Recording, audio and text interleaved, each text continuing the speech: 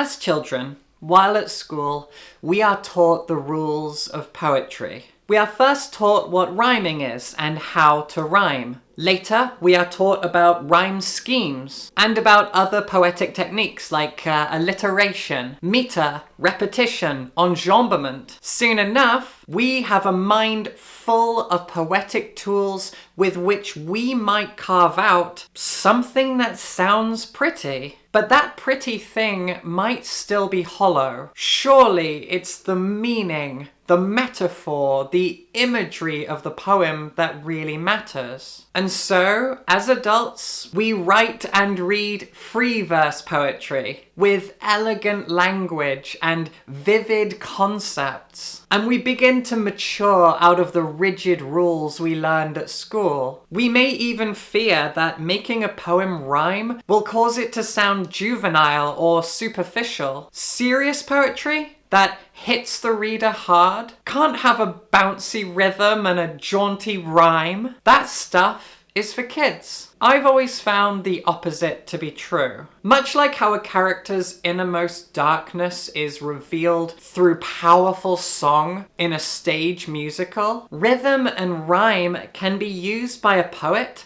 to heighten the impact of the poem's content. These tools, when used well, can create a haunting earworm that repeats and repeats in the mind. An appropriate image for the poem we're discussing here. Edgar Allan Poe's The Raven was first published in 1845, just 4 years before his death. It is a narrative poem that tells the tale of a man sitting alone in his study and pining for his dead lover. For a brief period, he is irritated and frightened by a knocking at his door, until the visitor reveals itself to be a raven, which flies in and settles itself on a bust of Athena. There it repeats the word nevermore, steadily driving the man mad with rage and grief as it taunts him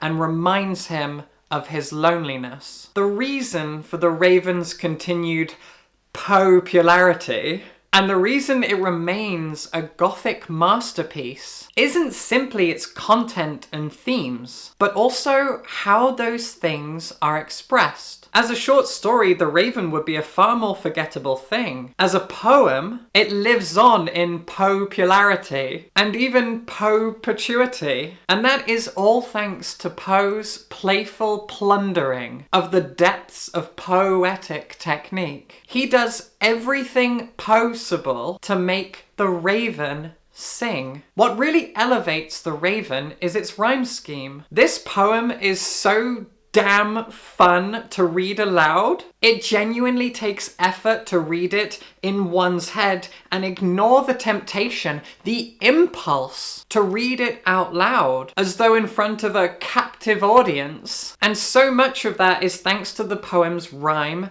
and rhythm. So don't let anyone ever tell you that rhyming is childish or silly. Not when one of the bleakest, most gothic, most sorrowful and haunting poems of all time is precisely as memorable as it is because of its exciting rhythm and rhyme. And The Raven's rhyme scheme really is exciting. When just looking at how the lines end, the scheme of this poem is A, B, C, B, B, B. This repetition of sounds provides a feeling of escalation. Each stanza rises and rises in tension, fever, and even volume. But the poem's scheme is actually more complex than that, given its myriad internal rhymes buried inside so many of its lines. When these are taken into account, its rhyme scheme actually becomes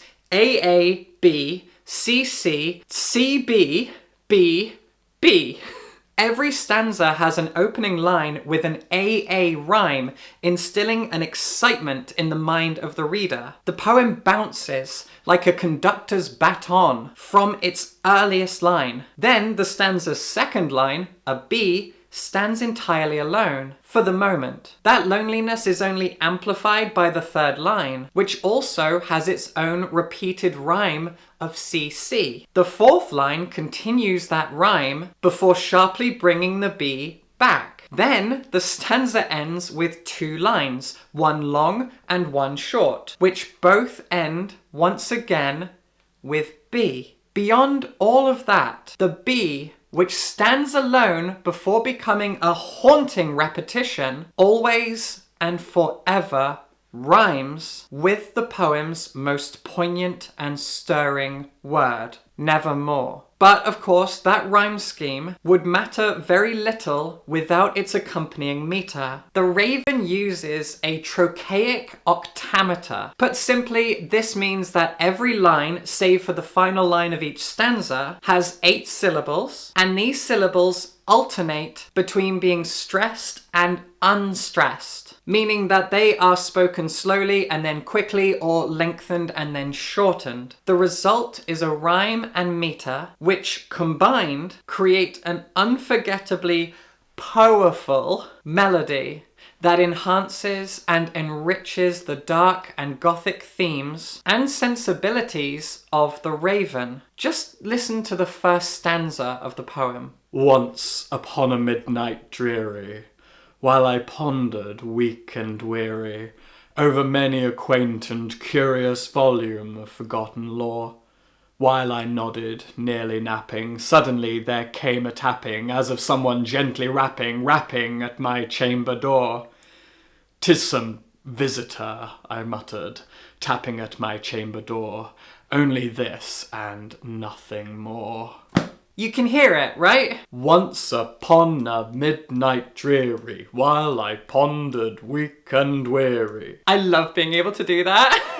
The rhyme and meter of this poem walk hand in hand. One cannot exist without the other. Remove the trochaic octameter and the rhyme scheme becomes a hollow affectation. Remove the rhyme and the meter becomes a dreary, lifeless plod. But together, they become something greater than the sum of its parts. Something that infects the mind of the reader and adds an addictive, Moorish quality to the poem. And that addictive quality feeds the Raven's themes and events. This is a poem about a man who laments his lost Lenore. He seems to almost lean on and rely on his pain. He asks the Raven questions he knows will only ever be answered by a repeating of its grief taunt, nevermore. This man is addicted to his own grief, and we share in that addiction because of a combined rhyme and meter that have us nodding our heads,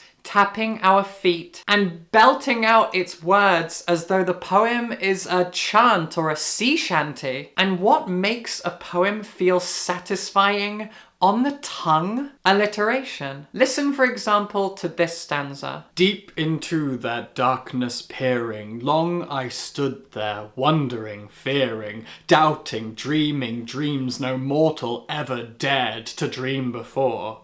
But the silence was unbroken, and the stillness gave no token, and the only word there spoken was the whispered word Lenore. This I whispered, and an echo murmured back the word Lenore.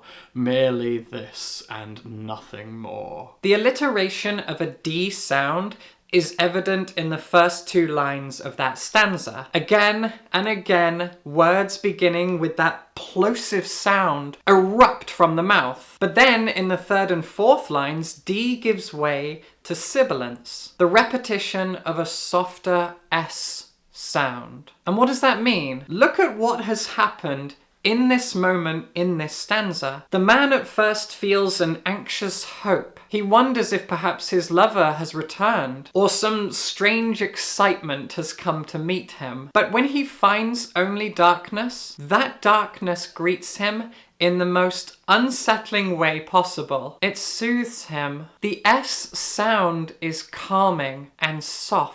Darkness is his companion now. It brings him comfort through familiarity. Once again, he is addicted to his own loneliness. But of course, while the S sound might be softer, it also exudes a sinister hiss. Something twisted, something that cannot be trusted. And how does the stanza end? Now that the sibilance has soothed our sorrowful speaker, with no alliteration at all, it drifts into quiet, leaving him empty. Alliteration is a form of repetition, as is rhyme. And we have already spoken about the specific repetition of nevermore. How it not only repeats its own presence, but echoes out throughout the very rhyme scheme and meter of the poem. The entire thing is about repetition. The man's loneliness repeats. His grief remains. The raven repeats its one taunting word again